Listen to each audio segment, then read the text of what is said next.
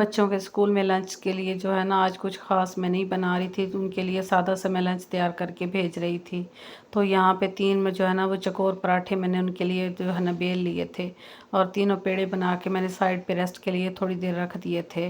تو اس سے پہلے حرین کے لیے جو ہے نا وہ میں سادہ سا ایک انڈے والا سینڈوچ بنا دوں گی، کیونکہ وہ روٹی بھی نہیں کھاتی، کچھ اور بھی نہیں کھاتی۔ تو اس کے لیے جو ہے نا تھوڑا سا انڈے میں نمک ڈال کے اور بریڈ کے ساتھ لگا کے تو میں یہ بنا دیتی ہوں، وہ شوق سے کھا لیتی ہے۔ کیونکہ اس کے اسکول میں جو ہے نا کینٹین والی کوئی بھی ایسی چیز الاؤ نہیں ہے، تو سارے بچے جو ہے نا وہ گھر سے ہی لنچ لے کے جاتے ہیں۔ تو یہاں پہ جو ہے نا میں بچوں کے لیے چکور پراٹھے بنا رہی تھی، اور سادہ نمک مرچ والا انڈا بنا رہی تھی، اور 3 انڈے بنا لیے تھے، ساتھ میں تھوڑا سا میں نے اچار رکھ دیا تھا۔ اس کے بعد میں نے کچن کلیننگ کرنی تھی، کچن کو اچھے سے صاف کیا، اس کے بعد جو ہے نا برتن واش کرنے تھے۔ تو یہاں پہ میں برتنوں کو واش کر رہی تھی، آج زیادہ برتن نہیں تھے، ساتھ ساتھ میں واش کر لیتی ہوں۔ کبھی کبھار ایسا ہوتا ہے کہ برتن زیادہ ہو جاتے ہیں تو باہر بیٹھ کے پھر میں واش کر لیتی ہوں ٹوٹی کے پاس۔ تو یہاں پہ جی دوپہر کا ٹائم ہو گیا تھا، باقی سارے کام میں نے کر لیے تھے، تو آج جو ہے نا وہ دوپہر میں پالک اور چکن کا سالن بنانا تھا، تو یہاں پہ پالک صاف کر رہی تھی میں۔ پالک صاف کر کے اچھے سے میں نے واش کر لی تھی۔ اچھا پہلے جو ہے نا پالک کو میں کبھی کبھار رفلی چاپ کر لیتی ہوں، آج میرے پاس ٹائم نہیں تھا، تو پالک کو ایز اٹ از ہی میں جو ہے نا 3 سے 4 منٹ کے لیے ابال لوں گی۔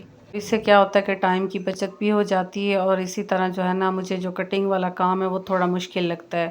تو یہاں پہ پالک کی آج میں نے کٹنگ نہیں کی۔ دوسری سائڈ پہ پتیلے میں 1 پیالی آئل کو میں نے ڈال دیا تھا۔ آئل جیسے گرم ہوا، اس میں جو ہے نا 2 بڑی الائچی اور 1 دار چینی کا ٹکڑا ڈال دیا۔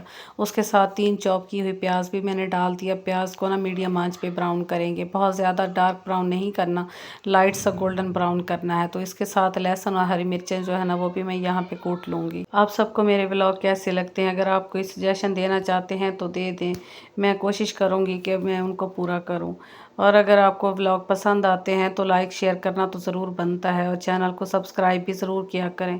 آپ سب کے ساتھ کی ہی مجھے ضرورت ہے۔ تو اور پھر میں ٹماٹروں کو بھی جلدی جلدی چاپ کر رہی تھی، کیونکہ پیاز ہمارے گولڈن براؤن ہونے والے تھے، تو میں جلدی سے ان کو چاپ کر لوں گی۔ پیاز جیسے ہی ہمارے گولڈن براؤن ہوں گے تو پھر اس میں جو ہے نا ادرک لہسن کا پیسٹ شامل کر دیں گے۔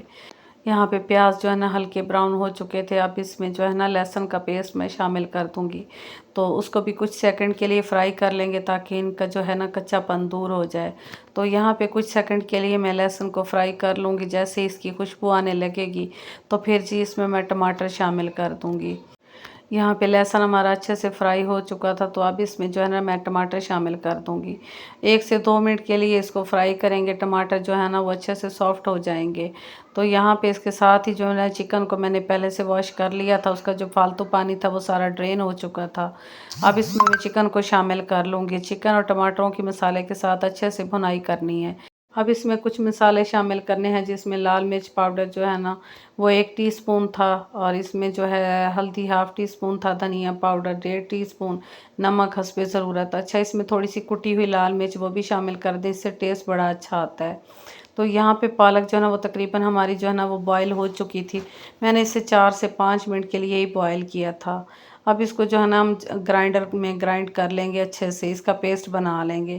تو یہاں پہ پالک میری گرائنڈ ہو چکی تھی، اور دوسری سائڈ پہ نا چکن کی بھی اچھی خاصی بھنائی ہو چکی تھی، ٹماٹر بھی ہمارے سافٹ ہو چکے تھے۔ تو یہاں پہ دیکھیں جو ہے نا آئل سیپریٹ ہو گیا تھا، اس کی اچھے سے بھنائی کریں گے تیز آنچ میں تھوڑا تھوڑا پانی ڈال کے، تاکہ جو ہے نا وہ نیچے سے سالن جلے نا۔ اب اس سٹیج پہ میں اس میں پالک شامل کر دوں گی گرائنڈ کی ہوئی۔ اچھا جب گرائنڈ کی ہوئی پالک ہم شامل کرتے ہیں تو اس میں سے چھینٹے بہت زیادہ اڑتے ہیں، خیال کیجئے گا آپ نے جب بھی میری ریسیپی فالو کرنی ہے تو اس کو کور کر کے ہی پکانا ہے۔ تو یہاں پہ جو ہے نا اس میں ہلکا سا تھوڑا سا جو میں نے پانی شامل کیا تھا بوائل کرتے ہوئے، اور اس کو گرائنڈ کرتے ہوئے تھوڑا سا پانی بھی شامل کیا تھا، تو اس کو جو ہے نا اپنے خشک کرنے کے لیے اس کو کور کر کے میڈیم سے لو آنچ پہ پکانا ہے اس کو۔